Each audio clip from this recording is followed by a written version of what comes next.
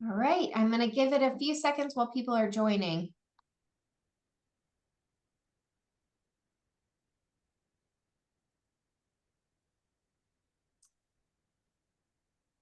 All right. Hello, everyone, and thanks for joining our annual ICD-10-CM Code Set webinar.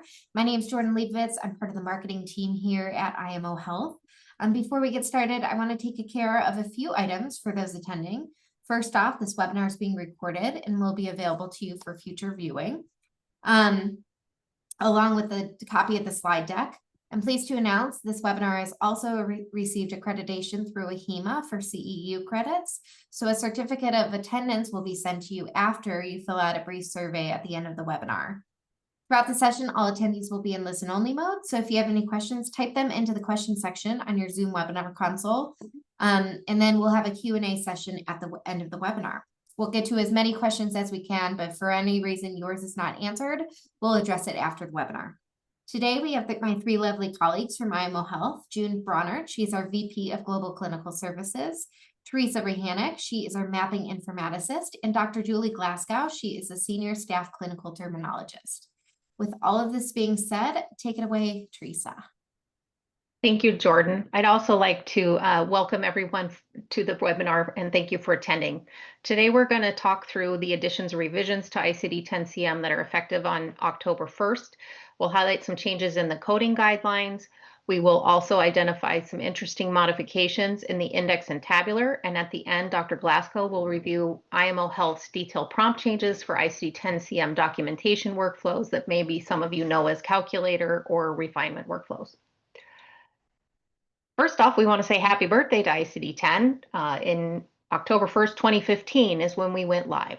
So for this October, we will have nearly 75,000 codes. There were 487 added, 28 deleted, and a few title revisions. In April this year, there were some routine maintenance changes where they didn't add any codes or delete any codes. They just were correcting minor spelling errors and adding some new instructional notes. At the coordination and maintenance meeting yesterday, they announced that there would be no new codes in the April 1st, 2026 update, but again, they would do those addenda changes. Let's get started here with Demodex blepharitis. This is a condition where mites live in the hair follicles of mammals, and there are two typical species that infest humans. Demodex blepharitis causes nearly 70% of blepharitis cases. It's difficult to diagnose because those mites can reside on the eyelids of healthy patients and patients that actually develop the blepharitis. And treatment is done with antibiotic or steroids combos, exfoliation, lid scrubs, warm compresses, and there's limited success there. So to capture this condition, there were new codes added at B8801 for the infestation, and then you'll also pick up another code at H01.8 for the blepharitis, specifically to the eyelid and laterality. As you can see here, I have the right eyelid codes here for right upper, lower, unspecified, and then if the patient has upper and lower infection. In the guidelines, there were some changes made within the HIV section that really were revised to provide some clarity, but they didn't really change the meaning. I wanted to highlight some places where they did an addition within the selection and sequencing of HIV codes. Here, the letter A was inserted to provide instruction on when to code B20. So if AIDS or HIV disease is documented or the patient has an HIV-related illness, then you would assign B20. At letter I, encounters for HIV testing, they added a sentence, which is in purple, to identify that you should not assign Z11.4 encounter for screening for human immunodeficiency virus if the patient has HIV signs or symptoms that is prompting the testing. And then at letter J, this isn't the entire guideline, but just the additional statement for a patient who has a documented HIV positive status and is managed on antiretroviral medication, you would only assign the asymptomatic HIV status code at Z21. If the patient has HIV disease, then of course you would use B20. In the neoplasm chapter, there were 3 new codes added at C50.A to capture malignant inflammatory neoplasm of breast. So these capture laterality. These codes do. Inflammatory breast cancer is a rare and aggressive form of breast cancer, accounting for about 1 to 5% of breast cancer in the U.S. Patients often present with changes in skin color, dimpling or ridges on the skin like an orange peel, or warmth of breast, and often those symptoms are mistaken for mastitis. Inflammatory breast cancer can be difficult to diagnose, as breast imaging may only show diffuse thickening or edema or skin changes, and there's not always a lump that is present. For women with darker skin tones, it's more difficult to assess. And I also wanted to point out that the codes in C50.A don't identify the quadrant like you see in other areas of C50. Other codes related to neoplasms, we had several new codes added at Z15.0. They are in purple: genetic susceptibility to malignant neoplasm of the fallopian tubes, colorectal cancer, 068 for other malignant neoplasms of the digestive system. There's an includes note to point you to this code for if it's of pancreas, small bowel, and so forth. There was also a new code at Z1507 for malignant neoplasm genetic susceptibility for the urinary tract. In the instructional notes are important to pay attention to here. You want to code first if a patient has a present malignant neoplasm and has a genetic testing that indicates that they were genetically susceptible to the neoplasm. It's also important to be aware that many genes like BRCA1 or BRCA2 can predispose a patient to many different types of cancer. And you'll want to pick all of those up. In Z40.8, the codes were expanded to capture encounter for prophylactic surgery for removal of the ovary or fallopian tubes for people without a known genetic familial risk factor. So here you want to contrast that with the codes that are present at Z40.0, which are specifically for risk factors related to malignant neoplasms at Z40.02 and Z40.03. You'll note that the code title did not fully express that these codes at Z40.02 and 3 are for risk factors related to malignant neoplasms. These new codes at Z40.8 were added because there is increasing interest in preventing ovarian cancer through opportunistic self-injectomy. This is a primary prevention mechanism for ovarian cancer in post-reproductive women who are undergoing pelvic surgery for another indication, such as they're having a hysterectomy or a tubal ligation. Studies indicate that 80% of high-grade serous ovarian cancer are not related to genetic risk, so they have no known risk factor. So these codes will distinguish the patients who have no risk factor for ovarian cancer from those that do have a genetic risk factor. And then we also got 3 new codes for various history of fallopian tube neoplasm. So there's a family history, personal history of malignant, and then a personal history of in situ neoplasm. And finally, for neoplasms, there was another clarifying guideline revision for admissions related to anti-neoplastic chemo, immunotherapy, and radiation therapy. In this guideline, a sentence was added which identifies that it's appropriate to assign a code from Z51.0 with another code from subcategory Z51.1 together. So if you have a patient that is presenting for both anti-neoplastic chemo and radiation therapy on the same day, you can use both of these codes together and then assign an additional code for the malignant neoplasm, of course. In the blood chapter, D71 was expanded to capture leukocyte adhesion deficiency, and the proposal was really more about capturing type 1, but you can see that all 3 types of leukocyte adhesion deficiency are includes notes under D71.1. For type 1 leukocyte adhesion deficiency, this is a rare genetic disorder due to decreased amounts of CD18 protein, and that impairs the migration of white blood cells to the site of the infection or the inflammation. So patients with this condition, they aren't able to properly eradicate an infection or form pus. And for patients that happen to be severely affected, the mortality rate is high. We also have a new code for type 2 diabetes in remission. And the criteria for type 2 diabetes in remission was defined by an international group of experts that was convened by the American Diabetes Association. The group developed a consensus statement in 2021, which is to be used in designating type 2 diabetes in remission. And in this consensus statement, the group established criteria that defined a remission of type 2 diabetes where the patient's A1C is lower than 6.5%, and that level has been sustained for at least 3 months, and the patient is no longer needing anti-hyperglycemic treatment. Their consensus statement also contains information on testing and monitoring to verify that the type 2 diabetes remains in remission.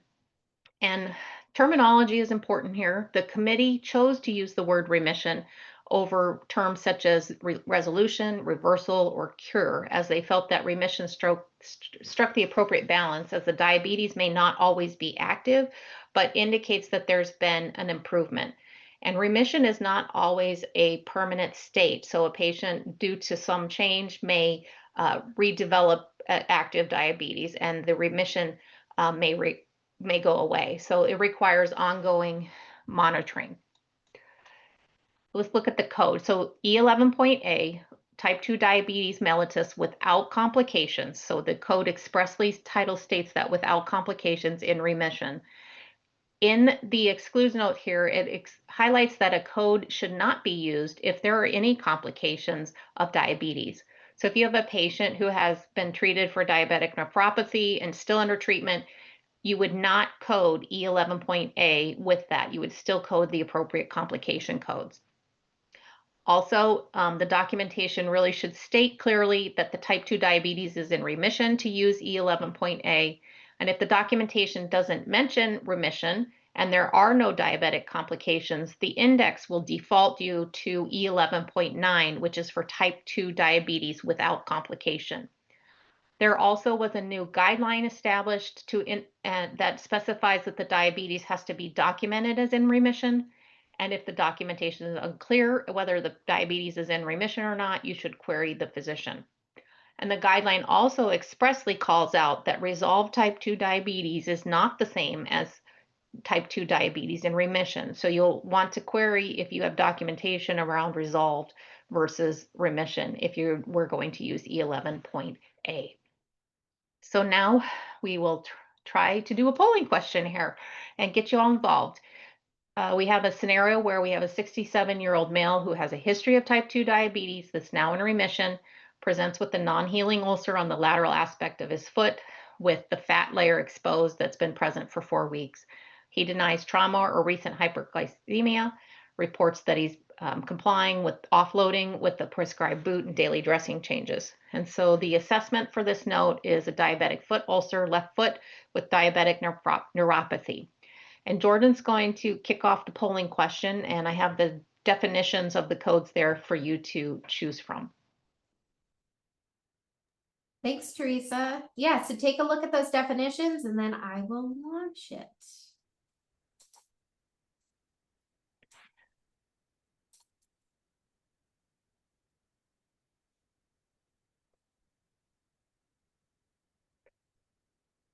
All right, we'll give it a few more seconds. It's really leaning towards B so far. Great.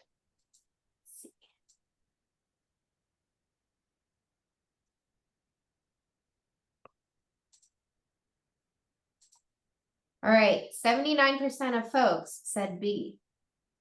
Great. So that is the correct answer, is letter B, as the diabetes, even though they mention remission, it's not, the assessment, the patient still has a complication. And so if you have a diabetic complication, you cannot use E11.A with the complication codes. So you always have to you would only code the complications. So moving on into the metabolic chapter, we have new codes to define disorders of hyperoxaluria. Primary hyperoxaluria is a condition where there's excess levels of oxalate that can't be broken down by the body. There are 3 types. Type 1 is the most severe form, and it's the most prevalent form. Patients will develop kidney stones, kidney failure, and failure to thrive. Secondary hyperoxaluria is caused by other factors such as enteric hyperoxaluria, results from various GI disorders that promote fat malabsorption, or dietary hyperoxaluria is caused by an increased intake of oxalate, and for others, the cause is idiopathic. Patients with secondary forms of hyperoxaluria also can experience kidney stones and renal disease that can progress to kidney failure. I also want to point out that the index defaults hyperoxaluria to the existing sign and symptom code at R82992. But if the hyperoxaluria is documented as a disorder, you would want to select the most appropriate code for the type from E72.5. There are also new codes to distinguish between homozygous and heterozygous familial hypercholesterolemia. Homozygous is when the individual inherits a variant gene from both parents, and these individuals are born with a severely elevated levels of LDL-C. And the patients also develop premature cardiovascular disease and subsequent increase in the risk for stroke, heart disease, and myocardial infarction. For patients with heterozygous, the patient inherits the variant gene from only one parent, and this is the most common type of familial hypercholesterolemia and is treatable with statins and other lipid-lowering therapies. We have new codes at E8382 to describe various disorders of pyrophosphate metabolism. Pyrophosphates are key in cellular metabolism, specifically in regulating calcium phosphate mineral deposition and facilitating key signaling pathways. Generalized arterial calcification due to ENPP1 is associated with cardiovascular conditions like heart failure, hypertension, and arterial calcification as infants. This has a high mortality rate. Patients that survive may go on to develop autosomal recessive rickets type 2, where the patient has rickets, osteomalacia, among other conditions. ABCC6 deficiency can also cause pseudoxanthoma elasticum, where patients have yellow plaques in their skin. Arterial calcification due to CD73 deficiency is characterized by calcification in the arteries of the lower extremities. And so there's instructional notes here that direct you when to pick up additional codes, like for the cardiovascular conditions such as heart failure or secondary hypertension.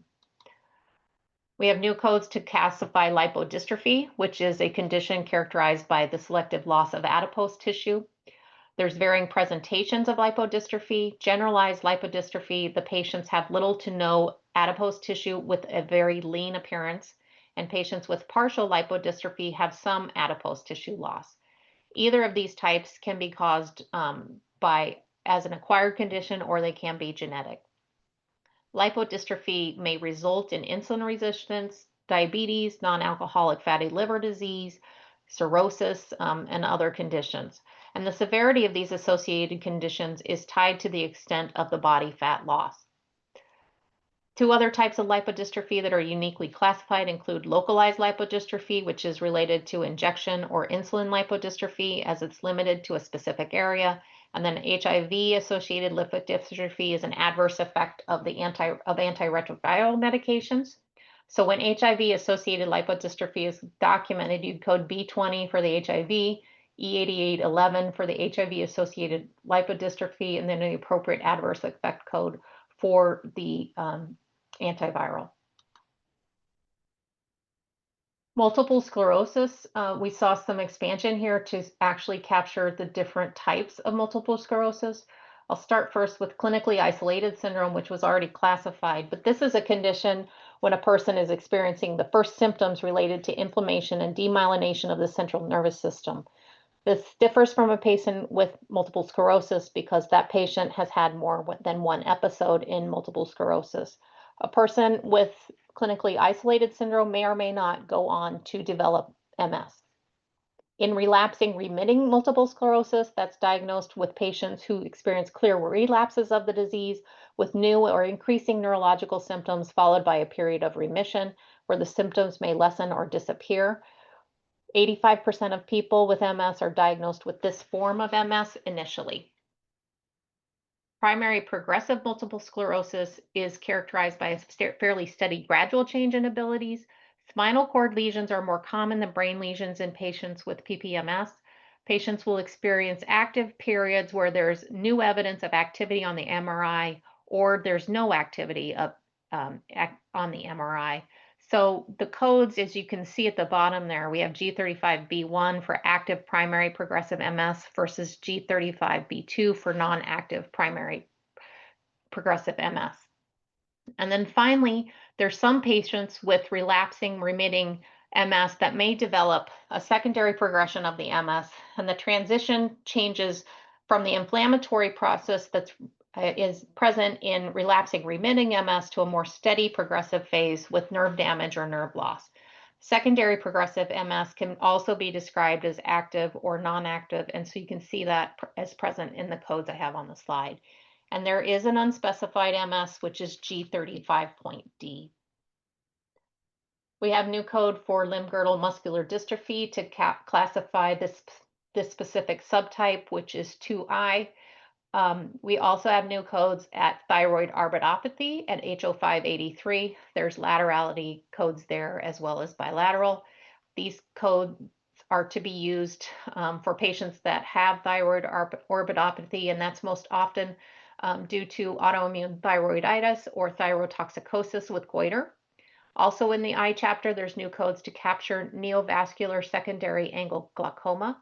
This is a severe form of secondary glaucoma due to the proliferation of fibrovascular tissue that closes the anterior angle chamber, and it can cause severe vision loss.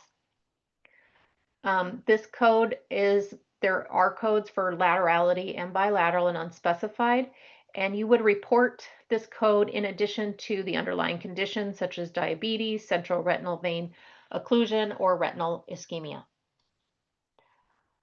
Fontan-related circulation is a physiological state.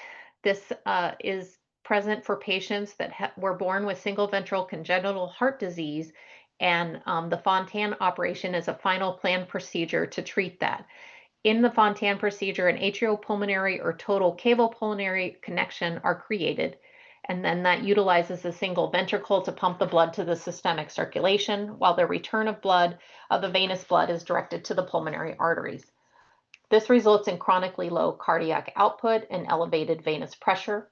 Patients can experience both systolic, diastolic dysfunction, cardiac dysrhythmia, venous insufficiency, and other complications like Fontan-associated liver disease, where they can develop liver fibrosis, cirrhosis, and others due to the circulation. Another disorder is Fontan-associated lymphatic dysfunction. This condition develops from an inability of the lymphatic system to adapt to the increased production of lymphatic fluid, which results in lymphatic congestion that's due to that high venous pressure.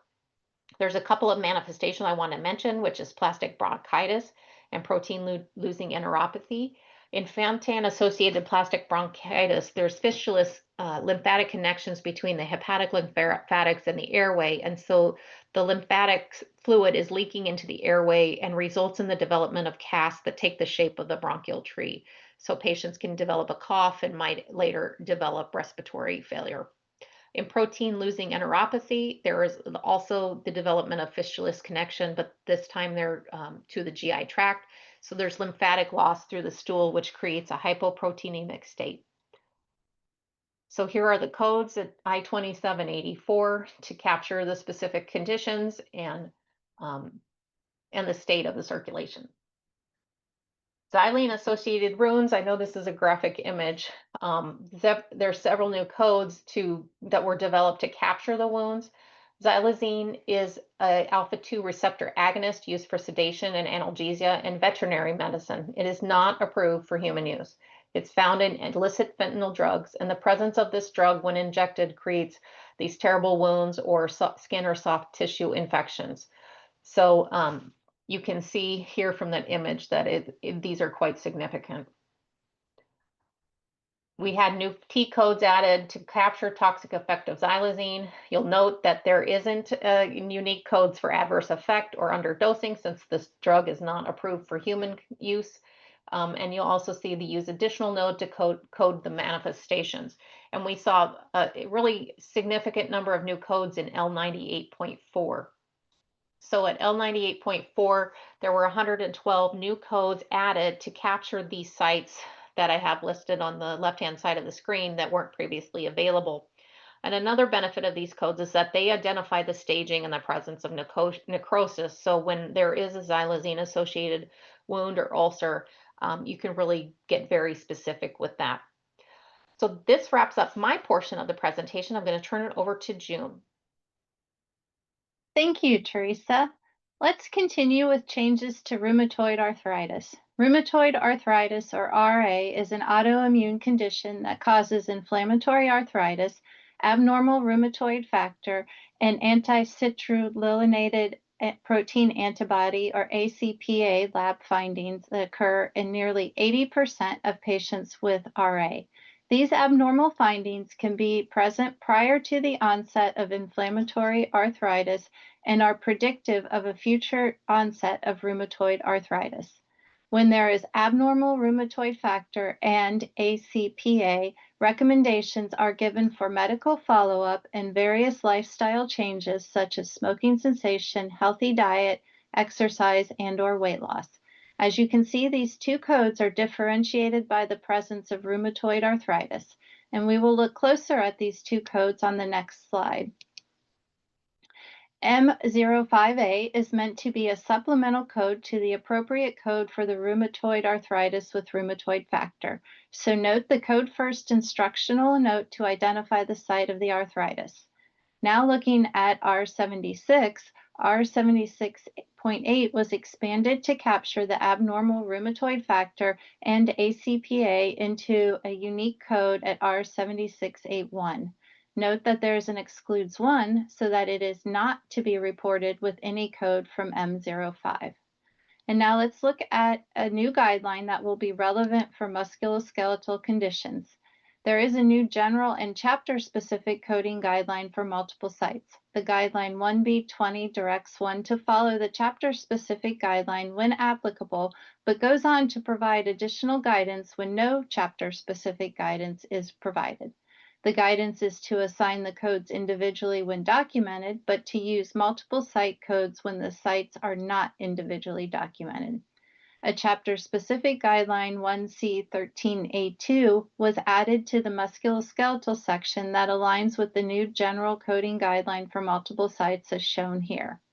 And while we're talking about changes related to musculoskeletal conditions, we'll look on the next slide at code title changes.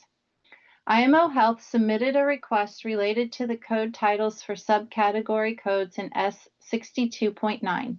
We noted that a wrist fracture not otherwise specified is classified to S6210, fracture of unspecified carpal bones per the tabular. The tabular has an inclusion note as shown on the left-hand side of the slide for fracture of wrist NOS. The classification of fractures of wrist and hand at S62.9 presented challenges with duplicative representation for unspecified fracture of wrist between codes S62.9 and S62.10. As you can see on the right-hand side of the screen, the previous code title stated wrist and hand, which in ICD-10-CM equates to wrist or hand.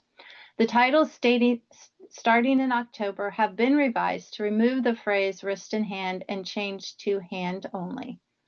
Next, we'll review changes related to kidney conditions. Membranoproliferative glomerulonephritis, or MPGN, is a rare cause of chronic nephritis. This term refers to a pattern of glomerular injury. Immunofluorescence studies distinguish 3 types of MPGN based upon underlying pathology. These types are as follows: complement dominant mediated MPGN pattern, which includes C3 glomerulonephritis, C4 glomerulonephritis, and dense deposit disease. Immune complex or immunoglobulin IG mediated MPGN pattern, or IC-MPGN, and absence of immune complexes and minimal complement deposits with MPGN pattern. In IC-MPGN, there is an accumulation of immunoglobulins along the capillary walls. This can be idiopathic, but it is more commonly due to a secondary cause. These secondary causes can include chronic infections like hepatitis C or B, or autoimmune disorders such as Sjogren's syndrome or rheumatoid arthritis. The Coordination and Maintenance Committee recently added new codes for C3 glomerulonephritis, and these new codes then provided classification of the IC-MPGN as shown on the slide. Continuing with the next kidney condition, APOL1 mediated kidney disease is a progressive kidney condition that can cause several different kidney diseases. Patients that develop chronic kidney disease may rapidly progress to kidney failure. The new code for a confirmed APOL1 mediated kidney disease is N07B. Additionally, there is now a new genetic susceptibility code to kidney disease that can be assigned for patients that have a confirmed gene abnormality or variant. Also, the Z84.1 codes were expanded to capture Z84.11 specifically for a family history of APOL1 mediated kidney disease. And then the subcategory also has another code to capture other disorders of the kidney and ureter. Now let's look at other genetic-related code changes, starting with syndromes on our next slide. There were several new codes introduced into the congenital malformations chapter that represent various syndromes. Howe Fountain is a rare neurodevelopmental syndrome, which is characterized by developmental delay, speech delay, and dysmorphic facial features. There is also seizures and white matter lesions of the brain. Kabuki syndrome is a rare genetic disorder that affects multiple body systems. There are distinct facial features, developmental delay, heart defects, skeletal anomalies, and immune dysfunction.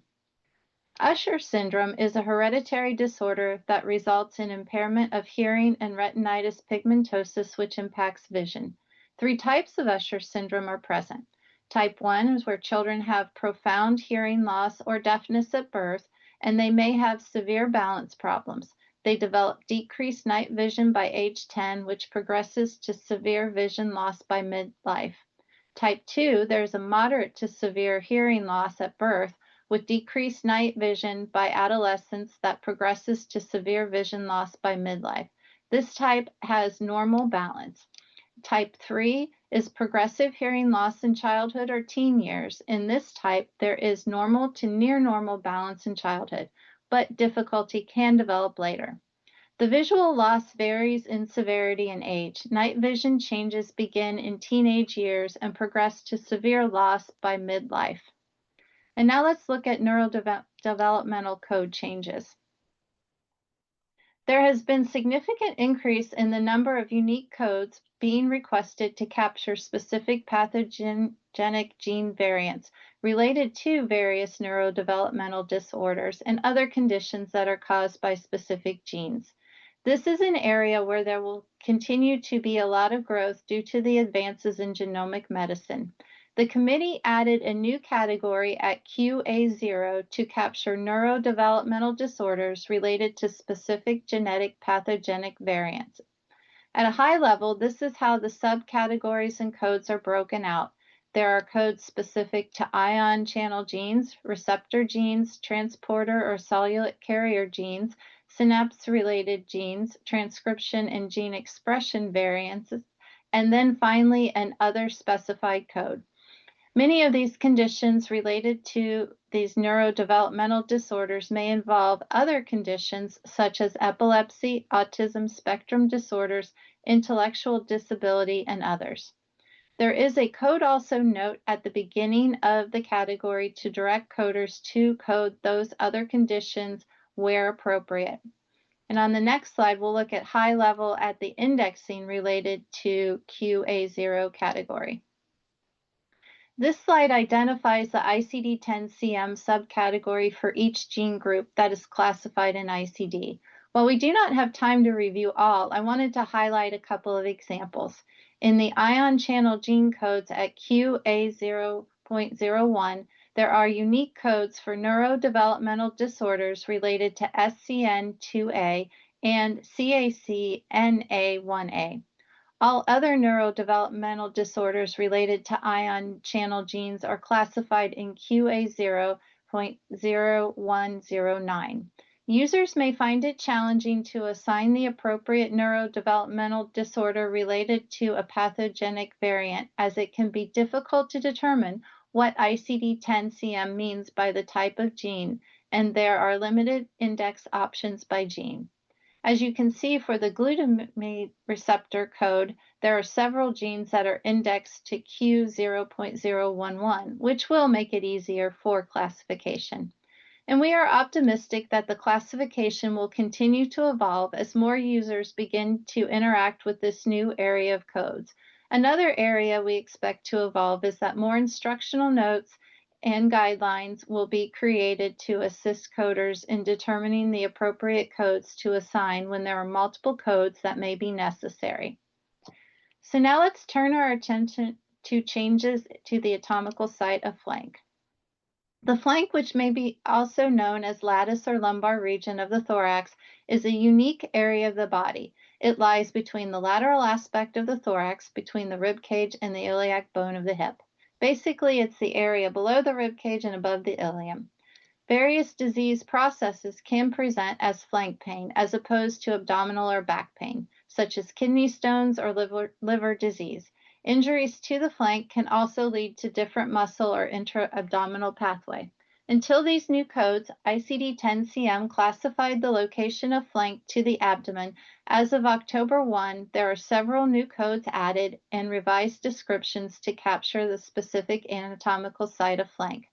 This slide reflects the specific changes to subcategory L02, cutaneous abscess, furuncle, and carbuncle, and L03, cellulitis and acute lymphangitis. On the next few slides, we will review other changes related to flank. This slide reflects new specific codes for flank and pelvic and perineal pain. On the left-hand side of the screen, you can see R10.2 was expanded to include laterality of pelvic and perineal pain, as well as a new code to identify suprapubic pain at R10.24. New codes were added to distinguish between flank tenderness and flank pain. R10.A specifically identifies flank pain, which includes laterality, while R10.8A classifies flank tenderness. In addition to new codes, several new excludes notes were added that we will take a closer look at on the next slide. The various new excludes notes were added to guide one to the appropriate code. Here are several examples for subcategory R10 abdominal and pelvic pain. The same excludes 2 note applies to several subcategory of codes, as you can see here. And in addition to new excludes 2 notes, there are also excludes 1 changes as shown on the slide. We would encourage you to review the various excludes notes related to flank. The other major section of changes related to the anatomical site of flank are the injuries we will look at next. There were over 130 new codes added as related to injuries of the flank. The 3 main categories are shown here, along with the general subcategories such as contusion or lacerations. We have shown an example of one of the new codes here with S31.637, puncture wound of abdominal wall without foreign body, left flank with penetration into peritoneal cavity. Keep in mind, as these codes are in the injury section, the 7th characters are applicable. And now we'll turn our attention to a couple areas of change in the signs and symptoms chapter, with one being related to flank. The change is R39.85. The R39.85 subcategory was created to identify costovertebral angle anatomical site, and it was part of the flank anatomical site changes. So here are those 4 new codes. A new code, R11.16, was created along with a code, also note instruction, for cannabis hyperemesis syndrome. Cannabis hyperemesis syndrome, or CHS, is an emerging syndrome, and the symptoms can be severe and debilitating. CHS is characterized by symptoms of cyclical nausea, vomiting, and stomach pain attributed to prolonged frequent cannabis use. Data suggests patients with CHS almost universally have cannabis use disorder diagnosis, and the condition is typically diagnosed by exclusion, but common factors are a history of chronic cannabis use predating the onset of vomiting illness, hyperemesis following a cyclical pattern in combination with chronic cannabis use, resolution of cyclical vomiting following cessation of cannabis use, and a return of the hyperemesis with restarting regular cannabis use. And lastly, the severe abdominal pain that is often relieved by compulsive bathing. And so moving on, we'll look at new codes related to adverse reactions and allergies. Fluoroquinolones, or FQs, are a family of broad-spectrum antibacterial agents that have been widely used as therapy for respiratory and urinary tract infections, along with other bacterial diseases. And while the therapeutic efficacy of FQs is recognized as valuable for severe life-threatening infections, there are also a variety of systemic side effects. The National Institute of Health reported the most common adverse effects associated with FQs are gastrointestinal, neurologic, cutaneous eruptions, gait disturbance, and tendon injuries. These side effects can occur hours to weeks after exposure to FQs and may potentially be disabling and permanent. Here you can see the new codes along with the 7th characters that were created. Allergies related to foods have new codes, as we will see on the next slide. There are different phenotypes of milk allergy that exist. Cow's milk allergy affects up to 2% of children younger than 5 years of age. While 80% of children eventually outgrow milk allergy, there are other children who retain the milk allergy. There are milk allergic patients who tolerate milk in baked products but still react to uncooked milk. These patients are described as baked milk tolerant. Baking modifies the milk proteins and makes them less allergenic. There are also patients who react to all forms of milk, including well-baked products. These patients are described as baked milk reactive. New codes have been created to identify current reactions associated with baked milk tolerance or reactivity, as shown here. And the T78 codes require an appropriate 7th character, along with knowing the status of reactivity or tolerance to baked milk. New status codes have also been created for allergy to tolerance or reactivity to baked milk at Z91.011. And the next slide shows changes to another food-related allergy. And just as with baked milk, there are different phenotypes of egg allergy that exist. Egg allergy affects an estimated 0.5 to 2.5% of children younger than 5 years of age. And again, while children may also eventually outgrow the egg allergy, there are others who retain the egg allergy. And there are egg allergic patients who tolerate eggs in baked products. And these patients are also described as baked egg tolerant. Just like with the baked milk, baking modifies the egg proteins and makes them less allergenic. And there are patients who react to all forms of eggs, including stovetop cooked eggs, such as scrambled, fried, and boiled, along with well-baked products. These patients are described as baked egg reactive. Again, the new codes have been created to identify current reactions associated with baked egg tolerance or reactivity, as shown here. And the T78 for the baked eggs also require appropriate 7th characters and knowing the status of reactivity or tolerance. New status codes have also been created for allergy to eggs, both for their tolerance or reactivity to baked eggs at Z91.012. Gulf War illness is where we will turn our attention to next. Gulf War illness, or GWI, is an exposure-induced chronic multi-symptom illness affecting personnel who served in the 1990 to 1991 Persian Gulf conflict. It is tied to drug and various environmental exposures associated with that conflict. Exposures were new, unique, and excessive, but distributed differently across deployed personnel. And there is strong evidence which ties certain agents, such as pesticides and nerve agents, to GWI.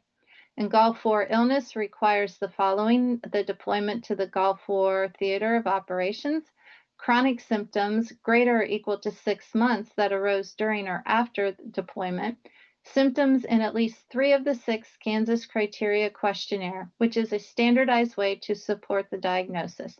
This questionnaire contains 6 domains: cognitive and sleep fatigue, pain, neurological and cognitive mood, respiratory, gastrointestinal, and dermatological skin.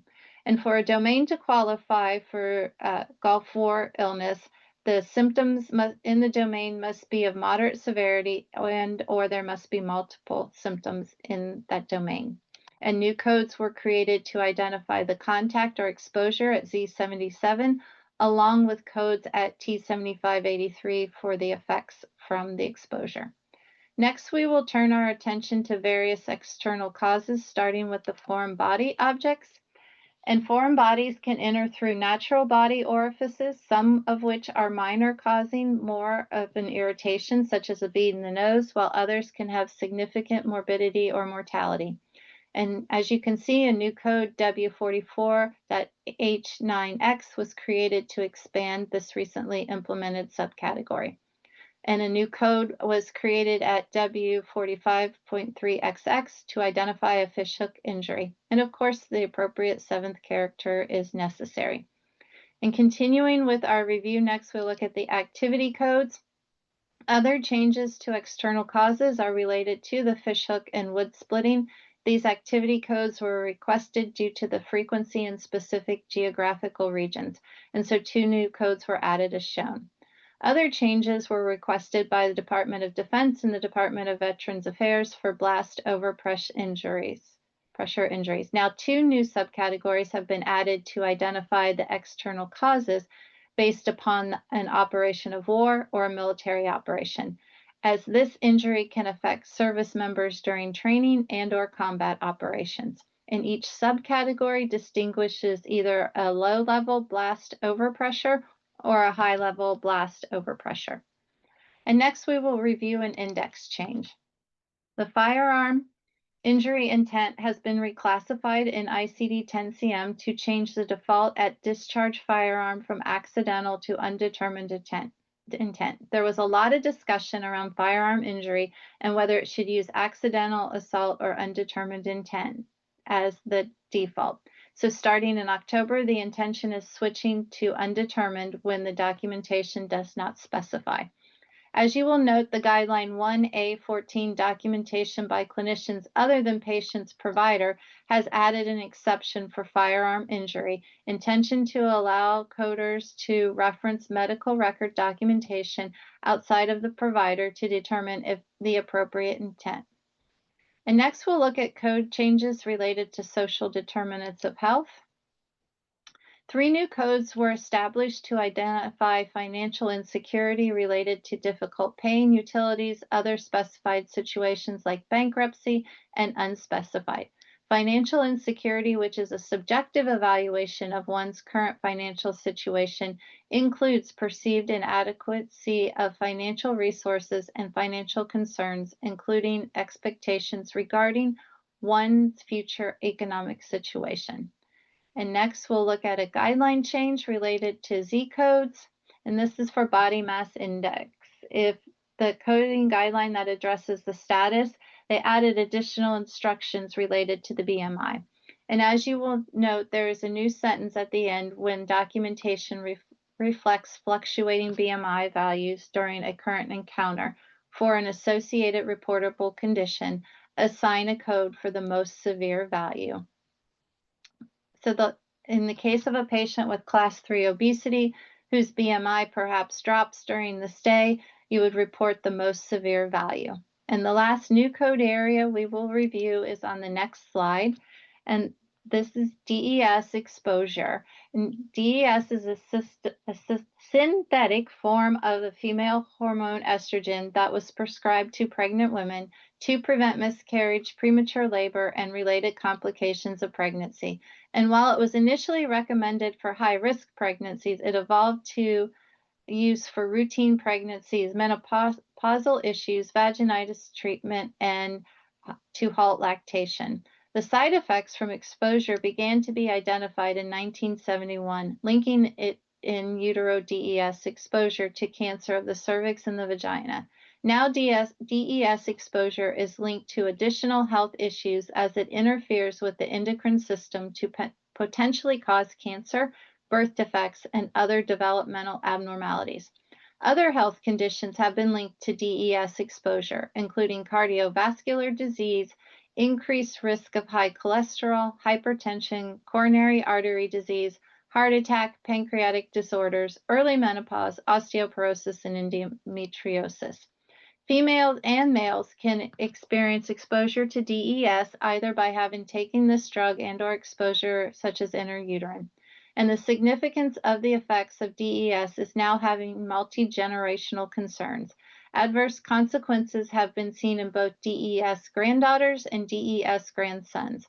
So new codes have been created to capture personal exposure as well as a family history of DES exposure.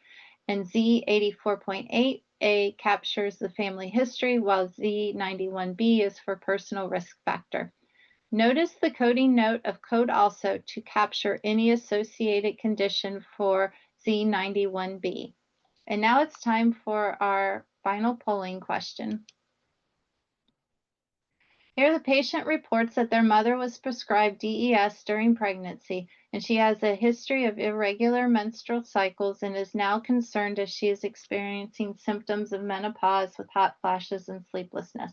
The assessment diagnoses are menopause, premature, and DES exposure. You can see the coding options on the right-hand side of A, E28.310, B, Z84.4.8, E28.310, and CT38.5X5A with Z91B, and finally D, Z91B with E28.310, and then the code descriptors are also listed at the bottom of the screen. Jordan, could you please launch the poll?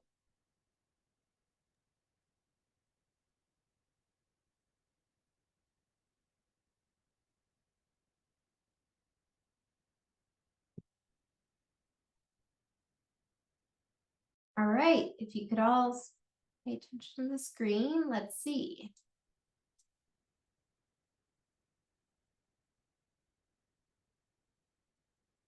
All right, B and D are really going neck and neck here. All right, a few more seconds and then I will close it.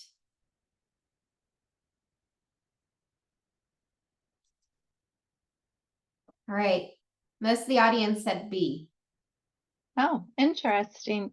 So if you go, then D was the answer, as the patient has the current coding is the code also, and that the patient was exposed for this. So and this is wanted to also highlight that IMO Health has submitted a request for clarification on the note to see if this should be a code also, or it should be a code first when it comes to the personal risk. But for now, the note is a code also. So we will, and this leads into our last area that we will quickly review. And these are other areas that IMO Health has requested some index and tabular changes that are effective October 1st. And the index change requests were to ensure alignment with other index entries or to appropriate codes, such as the dactylitis sickle cell. And then the tabular changes, as you can see on the slide, are related to inclusion notes and a review of exclusion notes to support proper coding. And now I would like to turn the presentation over to Dr. Julie Glasgow to review changes of the detail prompts. Yeah, thanks very much, June. So now I'm going to launch into the part of the webinar that covers some IMO specific features.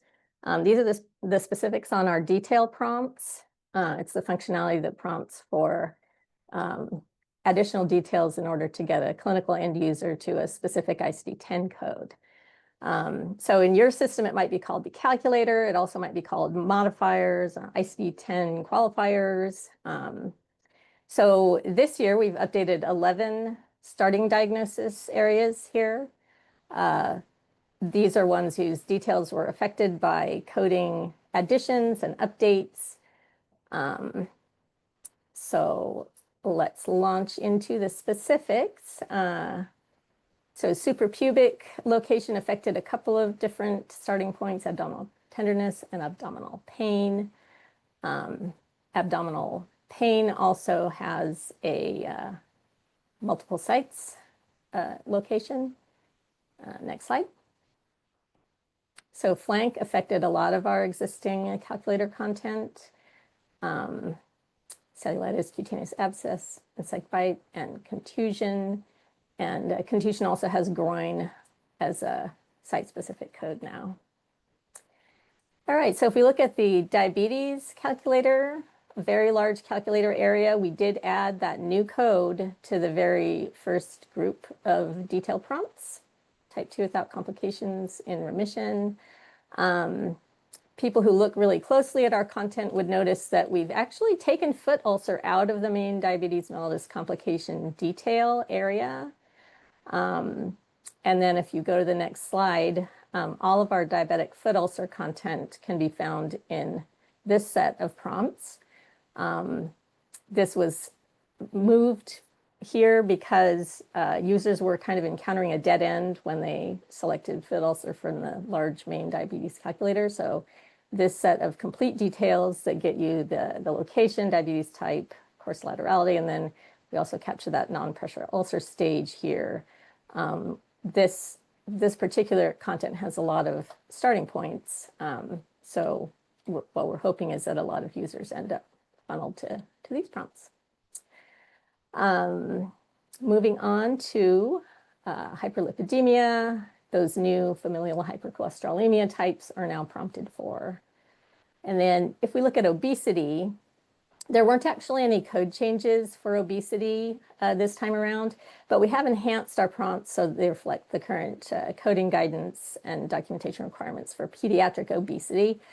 You can see the pediatric codes. For one thing, we changed the label of the prompt through age 19. These codes are kind of unique because they're intended to be used in patients through the age of 19 years. And then we've gotten the pediatric obesity class details down there in their own little group. These reflect the up-to-date definitions of the ranges of BMI. And those correspond exactly to obesity class. So when someone chooses one of these details, they'll get an obesity class code for those pediatric patients now, and they'll also get the pediatric BMI Z code. And that is it for my content. On to the Q&A section. All right, so at this time, this is when you can start asking questions. Take advantage of them, of our lovely speakers, because they are very much experts in this space. So I see one that came in. What documentation needs to be present for the xylazine codes? Again, I can take that if you'd like. Okay. Yeah, so the xylazine is a contaminant of street drugs, and it also happens to have a really short half-life. So often you won't get a positive drug test for it. So these lesions can be documented just clinically. The diagnosis can be made clinically based on, a really thorough history and the physical exam, the appearance of the lesions. They are fairly distinctive. Okay, and then can Z91B be submitted as a primary diagnosis? Yeah, it's a great question. I know typically those codes are in these areas are not submitted as primary, and this is also one of the reasons why we have submitted some of the requests in the question around that, the note for the code also in the Z91B. All right, what kind of documentation do you expect to see in the record that clearly supports the use of E11A for type 2 diabetes in remission? I'll take that, Jordan. Yeah. I would recommend that the documentation expressly states that in the assessment for the diagnosis for type 2 diabetes in remission. And again, if it's documented as resolved type 2 diabetes, you're going to want to query. And if you're concerned that maybe that diagnosis isn't appropriate, then you might have, based on clinical criteria that you see in the record, you may want to query that again. Awesome. All right, well, I think that is it for questions. So if you don't mind going to the next screen, I wanted to remind everyone that we have a webinar happening on September 25th at 1 p.m. Central. It's Link That Pays Off, Driving ROI Through Accurate Mapping and Workflow Optimization. So just join us via imohealth.com/events, and you can register there. This does fall under an AHIMA CEU, by the way, so that will be sent to you via email after this. Look at it most likely tomorrow, along with a copy of the slide deck and a recording. And then finally, if you have any questions regarding coding or even IMO Health Solutions, just email us at sales@imohealth.com. I hope you have a really great rest of your day. I know there's plenty of other opportunities of where you can spend your, your time. And so thank you, Teresa and June and Julie. You did wonderful. Have a great rest of your day, everyone. Thank you. You too.